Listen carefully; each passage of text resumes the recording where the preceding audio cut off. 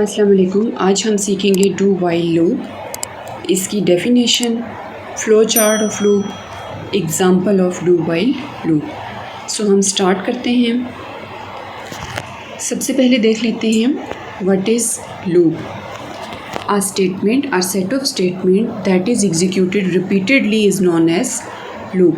हमारे पास अगर एक स्टेटमेंट है या एक से ज़्यादा स्टेटमेंट हैं जिनको हम बार बार सेम पैटर्न में रिपीट करवाना चाह रहे हैं तो उस चीज़ को बोलते हैं loop. The structure that repeats a statement is known as iterative, repetitive और लूपिंग कंस्ट्रक्ट। एक ऐसा स्ट्रक्चर जिसमें आइट्रेशंस हो रही हैं, यानी सेम एक्टिविटी बार बार रिपीट हो रही है, तो उसके 3 डिफरेंट नेम्स हैं, iterative, reputative or looping construct.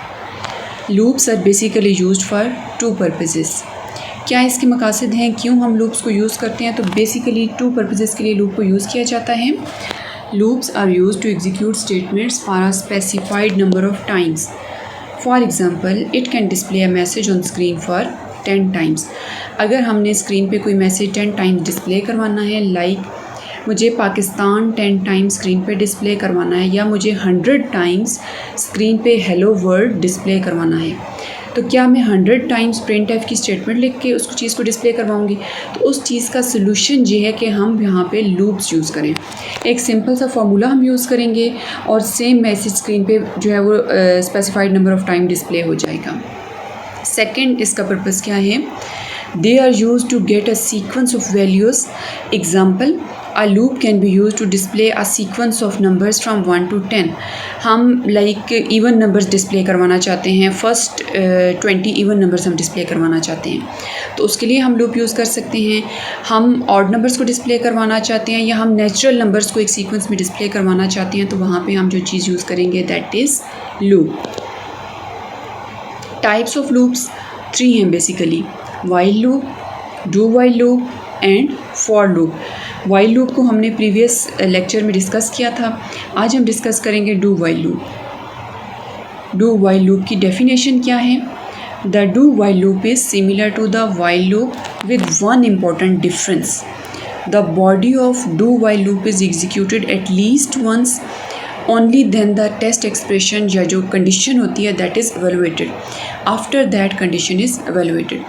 यानी अगर हमारे पास डू वाइल लूप को हम यूज़ करें तो ये सिमिलर, एक तो वाइल लूप की तरह ही काम करता है, फंक्शनैलिटी या कंडीशन को चेक करना या इसकी आइट्रेशन का मूव होना सेम पैटर्न को फॉलो करता है जिस तरह वाइल लूप है। लेकिन डिफरेंस इसमें एक स्लाइड सा डिफरेंस है कि डू वाइल लूप में कंडीशन को बाद में चेक किया जाता है, पहले कम से कम एक दफ़ा जो है वो बॉडी को कंडीशन को चेक किए बगैर एग्जीक्यूट किया जाता है। कंडीशन को चेक करने से पहले कम से कम एक दफ़ा एटलीस्ट बॉडी को एग्जीक्यूट किया जाता है, इवन हमारे पास कंडीशन फॉल्स भी है तब भी, उसके बाद जो है वो कंडीशन को चेक किया जाता है।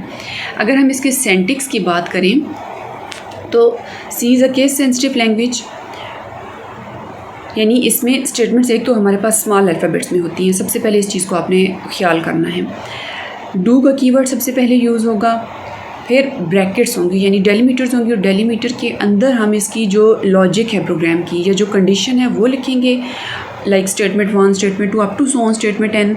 सेमीकोलन से इसको जो है वो हम बंद करेंगे यानी टर्मिनेट करवाएंगे हर कंडीशन को, और लास्ट में हम इसकी वाइल कंडीशन लिखेंगे स्मॉलर ब्रैकेट्स के अंदर। और एक मेन जो डिफरेंस है वाइल का और डू वाइल का वो ये कि वाइल की कंडीशन के एंड पे सेमीकोलन नहीं लगता, लेकिन जब डू वाइल हम यूज़ कर रहे हैं तो कंडीशन के एंड पे सेमीकोलन लगाया जाता है। नेक्स्ट हमारे पास है flow chart of do while loop. अब अगर आप इसके फ्लो चार्ट को देखें तो सबसे पहले टॉप पे डू वाइल लूप की बॉडी है, यानी डू का कीवर्ड है, उसके बाद वाइल लूप की बॉडी है।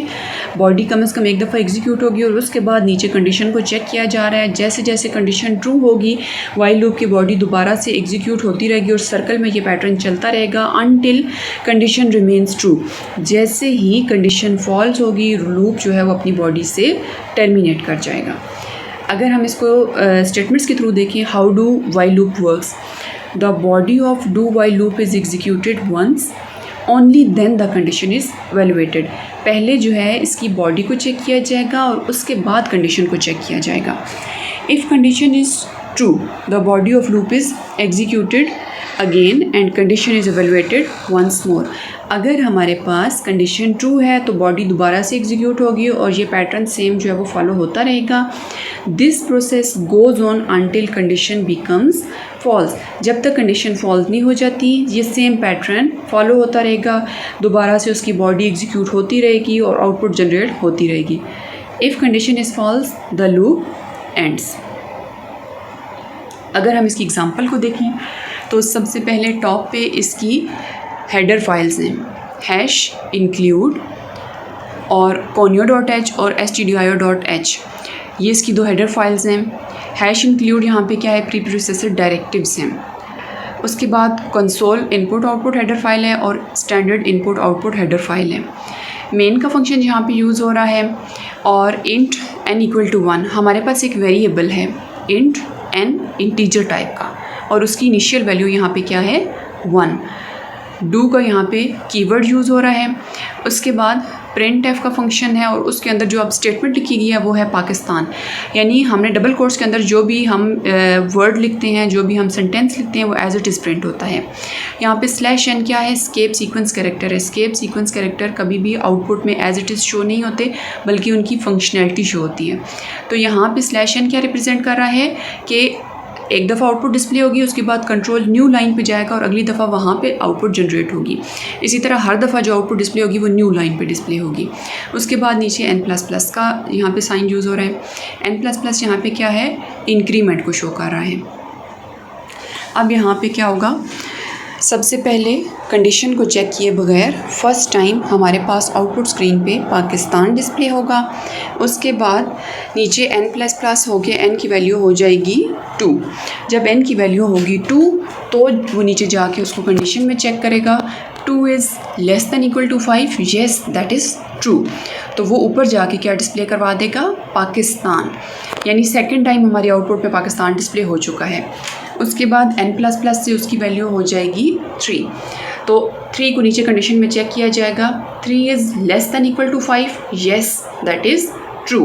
दोबारा से ऊपर जाएगा और थर्ड टाइम पाकिस्तान को स्क्रीन पे डिस्प्ले किया जाएगा. उसके बाद n++ 4, तो 4 को वो चेक करेगा. 4 इज़ <= 5, ट्रू. दोबारा से कंडीशन ऊपर जाएगी और हमारी जो बॉडी है स्टेटमेंट वाली वहाँ पे पाकिस्तान 4 टाइम डिस्प्ले होगा. देन n++ यानी 4 + 1 5, तो 5 इज़ = 5. तो वो कंडीशन को उसने चेक किया, कंडीशन उसको ट्रू लगी, वो ऊपर जाएगा और पाकिस्तान को 5th टाइम डिस्प्ले करवा देगा. इस तरह ये लूप जो है वो जब तक कंडीशन ट्रू रहेगी एग्जीक्यूट होता रहेगा. और नेक्स्ट टाइम जो है वो n++ यानी 5 + 1 6. 6 को जब कंडीशन में चेक किया जाएगा तो 6 इज़ <= 5. यहाँ पे हमारी जो कंडीशन है वो फॉल्स हो जाएगी और कंट्रोल जो है वो लूप की बॉडी से एग्ज़िट कर जाएगा. और इस तरह जो है वो हमारे प्रोग्राम की आउटपुट स्क्रीन पे जो शो होगी वो 5 टाइम्स पाकिस्तान डिस्प्ले होगा. तो इस तरह जो है वो डू वाइल लूप अपनी फंक्शनैलिटी को परफॉर्म करता है. Thanks for watching this video and don't forget to like, share and subscribe Tech and CS Department. Thanks.